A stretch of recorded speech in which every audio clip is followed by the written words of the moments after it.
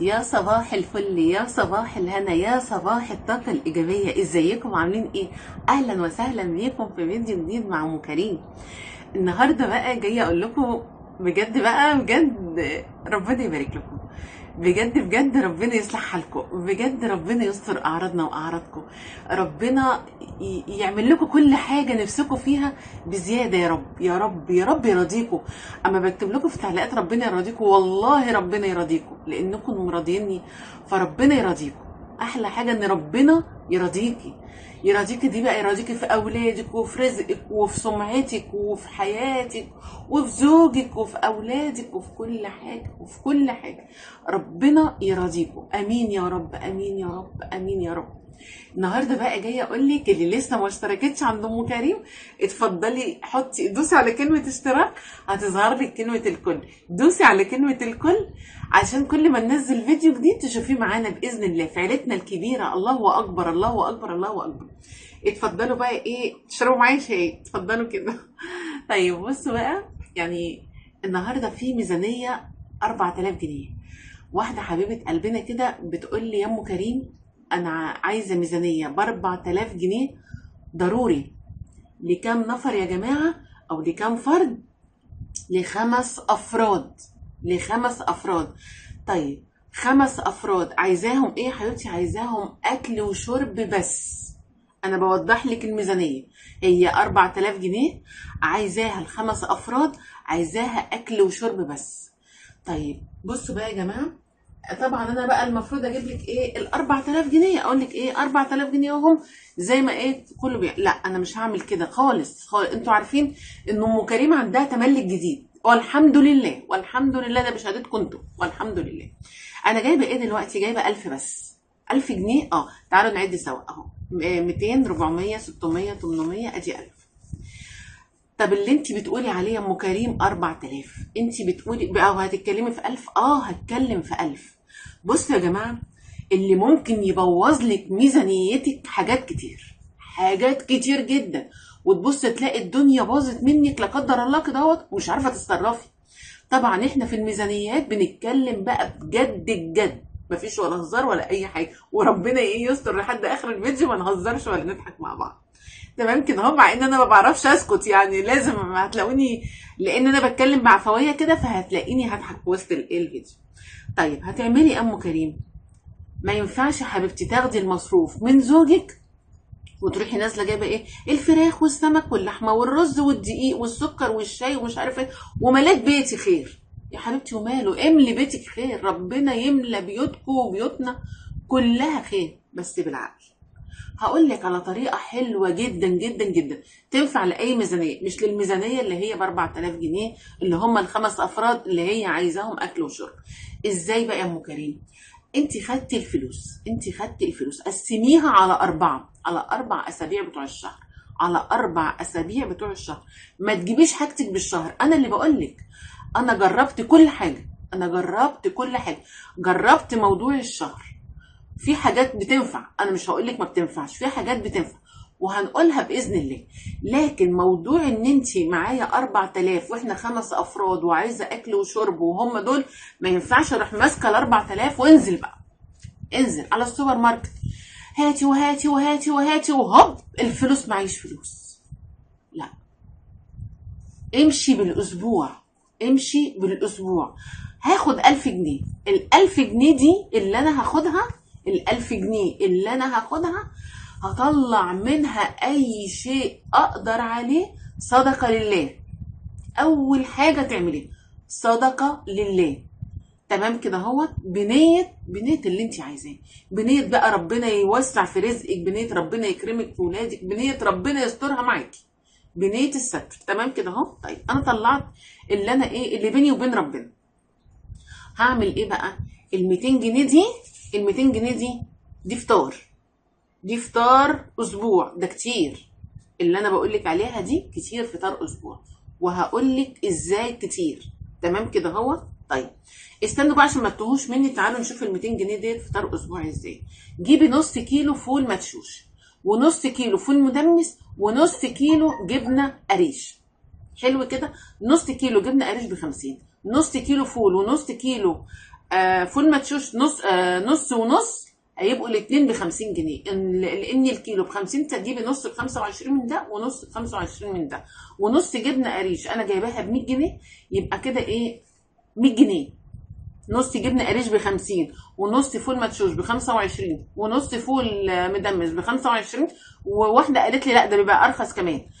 ما علينا، احنا هنجيب دول، ادي 25 و25 50، وادي 50 جبنه، ادي كده 100 جنيه. طب في 100 جنيه تانية يا ام كريم، ممكن حضرتك بقى تجيبي ب 50 جنيه بيض زي ما يكون بقى، زي ما يكون. ال 50 جنيه التانية اللي هنا هتجيبي ب 50 جنيه بيض، وال 50 جنيه التانية هاتي بيها يا ستي لبن. حلو الكلام ده، هاتي بيها لبن. خلاص خلاص. انا كده هوت هعمل ايه، هدمس الفول، وهعمل طعميه بالنص كيلو الفول المدشوش. تمام كده هوت. نص كيلو الفول هيرمي لي كتير جدا. انا لو نزلت جبت فطار ب 50 جنيه فول وطعميه مش هيكفي ال5 افراد. احنا لازم نكون صراحه جدا مع بعض. يبقى انا هنا هوت جبت نص كيلو فول مدشوش ونص كيلو فول مدمس، وجبت فول مدشوش وفول مدمس ونص كيلو جبنه، دول كده ب100 جنيه. وال100 جنيه اللي فاضله من هنا اهوت هجيب بيها ب50 لبن، هيطلعوا بقى 2 كيلو، هيطلعوا زي ما يطلعوا. وهتجيبي بال50 التانيه بيض. البيض بقى هتعملي منه كتير، هتقلي منه، هتعملي شكشوكه، هتعملي مسلوق، هتسلقي مثلا بطاطس، لسه احنا داخلين في الحاجات التانيه، وتعملي بطاطس مهروسه كده بالبيض، هتهرسي جبنه القريش اللي هي هنا اهوت كده بالبيض. تمام كده اهوت. تمام. يبقى انا شكلت اهو 4 حاجات. 4 حاجات ازاي؟ ده في بيض، وفي فول مدشوش، وفي اللي هي الطعميه يعني، وفي فول مدمس وفي جبنه، وفي كمان لبن. 5 حاجات بال200 جنيه هيكفوا باذن الله. محدش يقول لي دوت مش هينفع يا جماعه، لا هينفع باذن الله، واحنا ماشيين ببركه ربنا، ودي ظروف ناس، دي ظروف ناس. خلاص كده اهوت. خلاص يا ام كريم. ال 200 جنيه التانية دي يا جماعة هنعمل بيها ايه بقى؟ هتجيبي بيها لحوم، انتي حرة. تجيبي بيها بقى ايه، اللهم صل على النبي، فراخ، هتجيبي بيها وراك، هتجيبي بيها كبدة وقوانص، هتجيبي بيها سجق، هتجيبي بيها لحمة مفرومة، دي حرية شخصية. هتجيبي بيها سمك.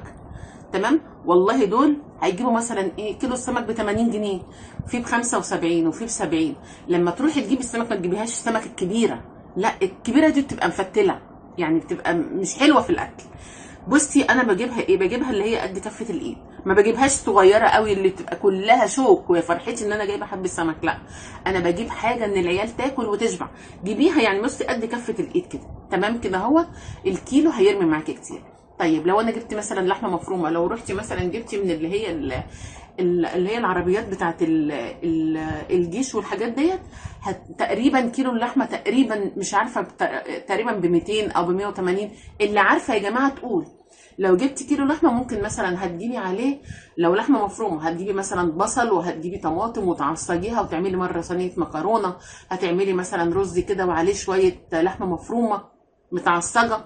تمام كده اهو. هتعملي صينيه بطاطس بردك اللي هي ايه، باللحمه المفرومه، عادي جدا عادي. هتعملي صينيه كوسه.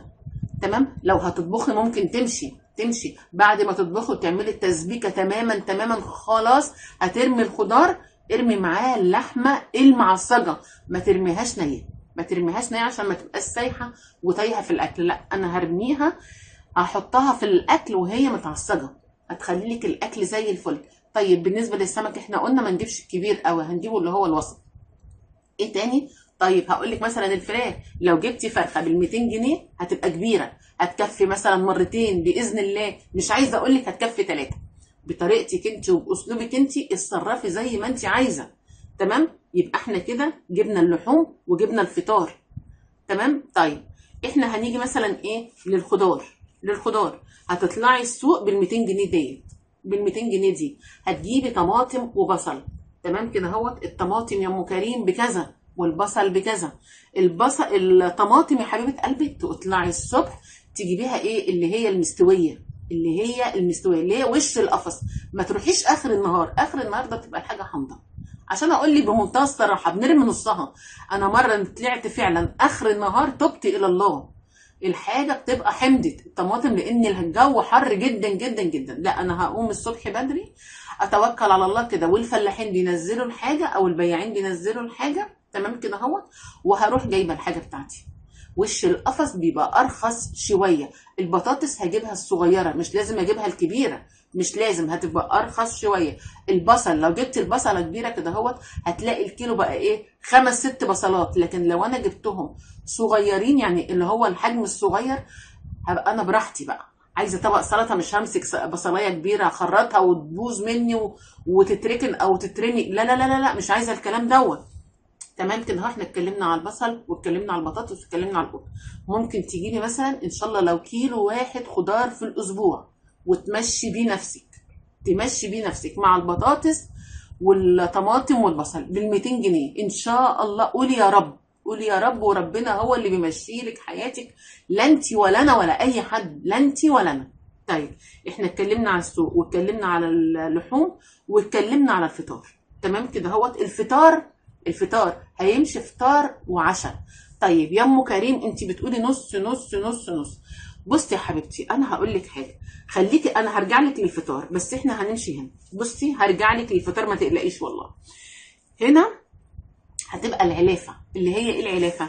المكرونات، الرز، الفاصوليا الناشفه، اللوبيا، اللوبيا الناشفه، الفاصوليا البيضاء، الحاجات دي. هتشوفي العيال بياكلوا ايه عندك. مثلا العيال بتاكل الرز اكتر، جيبي. العيال بتاكل المكرونه اكتر، جيبي. تمام كده اهوت. كيلو المكرونه انا بجيبه ب 25، انا ما اعرفش عندك بكام، عشان كده انا تملي ابقى مش عارفه اقول اسعار، لان انا عندي سعر الله اعلم انت عندك ايه عشان ابقى صادقه معاكي. دوت مثلا ممكن هجيب بال 200 جنيه دول 2 كيلو مكرونه و2 كيلو رز. تمام كده اهوت. 2 كيلو و2 كيلو هيكفيني باذن الله في الاسبوع. يعني 2 كيلو و2 كيلو لو انا هعمل في الوجبه كيلو بألف هنا وشفا، بألف هنا وشفا هيكفي. يبقى انا هعمل ايه 4 مرات، 4 مرات، مرتين رز وهعمل مرتين مكرونه. تمام كده. وعندي الطماطم وعندي البصل. حلو كده. انا لازم همشي على قدي. محدش يقول لي اصل مثلا انت نسيتي المربى، انت نسيتي البسكويت، انت نسيتي الشوكولاتات. ما ينفعش يا جماعه، الناس ماشيه بالزق، وانا اولكم، وانا اولكم والله. احنا ماشيين ببركه ربنا، لا ماشيين لا بفلوس ولا بتفكير. احنا بنفكر وبنعصر دماغنا، بس ربنا بيهيئ لنا حياتنا. العبد في التفكير والرب في التدبير، والحمد لله. هنا بقى في 200 جنيه احنا قلنا المكرونات ودوت. في 200 جنيه هتجيبي بقى بيها حضرتك علافه، اللي هو العدس الاسمر، اللي هو العدس الجبه، واللي هو العدس الاصفر. تمام كده. هعمل بيه مثلا، هعمل مره كشري مصري عندي الرز وعندي المكرونه. هعمل مثلا، هتقولي لي نسيت الشعريه. مش ضروري الشعريه يا جماعه، مش ضروري الشعريه. الشعريه ممكن لو عايزه اعمل حبه رز همسك كبشه كده وهعمل رز حبايه وحبايه. خلاص هعمل مره رز ابيض. تمام كده اهوت. عشان انا عايزه اعمل مكرونه للعيال، عايزه اعمل كيلو مكرونه العيال تاكل وتشبع. تمام كده اهوت. مش ضروري الشعريه، انا مش اساسيه عندي الشعريه. تمام كده اهوت. انا بقول لك الفكر اللي انا بعمله انا. ال 200 جنيه الاخرانيه ديت هنعمل بيها ايه بقى يا ام كريم؟ هنجيب بيها مثلا يا ستي، هنجيب بيها مثلا نص عدس. ما تجيبيش ب 10 جنيه بعد اذنك، الموضوع دوت مش صح. انا هوريك الحاجه اللي عندي بجيبها ازاي. اما اجيب ربع عدس، ربع عدس اصفر، ربع عدس اسمر، ربع مثلا اللهم صل وسلم وبارك على سيدنا محمد، ربع فاصوليا بيضه، ربع لوبيا ام عين سودا. تمام كده اهوت. وامشي نفسي وامشي حالي. هطبخ مره فاصوليا، هطبخ مره لوبيا، هطبخ مره مثلا عدس بجبه. تمام، اللي هو طشه التوم بتاعت اهالينا الحلوه، الحاجه اللي تفتح النفس. هعمل حاجات كتير عندي اهو. الخضار اللي هو انا جبت كيلو خضار بس من السوق، وجبت فاصوليا بيضه وفاصوليا ولوبيا ام عين سودا. تمام كده اهو. وعدس النوعين الاصفر والاسمر. وعندي الجبن. انا بقى عايزه امشي العشاء، امشي العشاء. العشاء يا اما هيبقى من الفطار يا اما هيبقى من الغداء. ده حلو قوي ان انا مشيت ميزانيه 1000 جنيه اسبوع كامل، فطار غدا عشاء. ده حلو جدا في الايام اللي احنا فيها. واحمد ربنا وابوس ايدي فعلا وش وظهر. ليه؟ لاني انا مثلا جبت فول، او انا مدمسه فول. بلاش تجيبي فول من بره. انا عندي الفول وعندي الطعميه. والله ممكن بالليل هخرج طماطمايه على بصلايه واعمل طبق فول للعيال، والحمد لله لان دي امكانياتي. لان دي امكانياتي هعمل ايه؟ عملت مثلا مره رز، اللهم صل وسلم وبارك على سيدنا محمد عليه الصلاه والسلام. عملت مثلا كشري، هنتعشى منه ان شاء الله، يفيد للعشاء باذن الله. عندي جبنه، ممكن كل واحد سندوتش جبنه كده بالليل، والحمد لله واتقضت، وانا مخرطه عليها طماطم. تمام كده اهوت. ممكن مثلا ايه، انا عندي البطاطس وعندي البيض، اعمل للعيال بطاطسايه مهروسه، مش بطاطس، انا بتكلم عادي يعني عشان ما حدش يقول لي بطاطسايه تكفي 5 اشخاص، لا. اهرس بطاطسايه كده وهقلي عليها بيضايه وتبقى زي الفل والحمد لله. هسلق مثلا مكرونه، تمام كده اهوت. لو مثلا في ناس بتبقى الغدا بتاعها متاخر شويه، وده احنا يعني احنا بنتغدى متاخر، تمام كده اهوت. والله ممكن مثلا لو عملت حبه مكرونه بناكل وبنشبع والحمد لله. دي امكانيات ناس، دي ميزانيه ناس، ونحمد ربنا ونشكر فضله والحمد لله ان ربنا قواني ان انا مشيت بيتي طول الاسبوع، طول الاسبوع بال1000 جنيه 3 وجبات. عارفين 3 وجبات يعني ايه ل5 افراد؟ يعني 15 وجبة. 15 وجبة، 3 في 5، يعني كل واحد ربنا يعينه على اللي هو فيه. يعني هو كل واحد ربنا يعينه على اللي هو فيه. فانا قلت لك الفكرة وربنا ييسر، هقول لك افكار تانية احسن واحسن باذن الله تمشي لك حياتك بفضل الله، مش بالشطاره مني ابدا ابدا ابدا، بفضل الله. طبعا الشيطان لك كالعاده والحمد لله. لكن انا مش عايزه الناس اللي هي ظروفها ربنا يقدرها اللي زي حالاتنا، تمام كده اهو، والحمد لله اللي ظروفها ماسكه شويه، ان انا فرحتي انزل اجيب بيض وجبنه وهوب الفلوس طارت، انا معيش فلوس، يظهر لي اي ظرف ابقى ملبوخه واقول اعمل ايه واجيب منين. لا، انا همشي اسبوع اسبوع، تمام كده اهوت. واستنوني هنزل لكم حاجات باذن الله، باذن الله. انا مش ناسيه، مش ناسيه الناس اللي قالت لي نزلي لنا حاجات، وصفات من يعني اسالي لنا مامتك ونزلي لنا وصفات. ده انا هنزل لك وصفات بالفعل متصوره، بالفعل هي بس مستنيه على المونتاج. بصي وصفات ليك انت، ليك انت كست، انا مش ناسياكي كست، ليك انت كست، مش هقدر اهمل نفسي ابدا. وصفات هتوفر لك اكتر واكتر واكتر، وبحبكم جدا جدا في الله. هنرجع بقى للوصفات الحلوة، الوصفات الموفرة، الوصفات اللي ربت رجالة، اللي ربت رجالة، تمام كده هو. وفتحت بيوت وكانت الظروف برضو صعبة. ربنا يقدرنا وهنقول يا رب، وبيوتنا هتمشي مستورة بإذن الله، لا بشطارة مني ولا بشطارة مني. بحبكم جدا، اوعوا تنسوا اللايك. بحبكم في الله، مع ألف سلامة.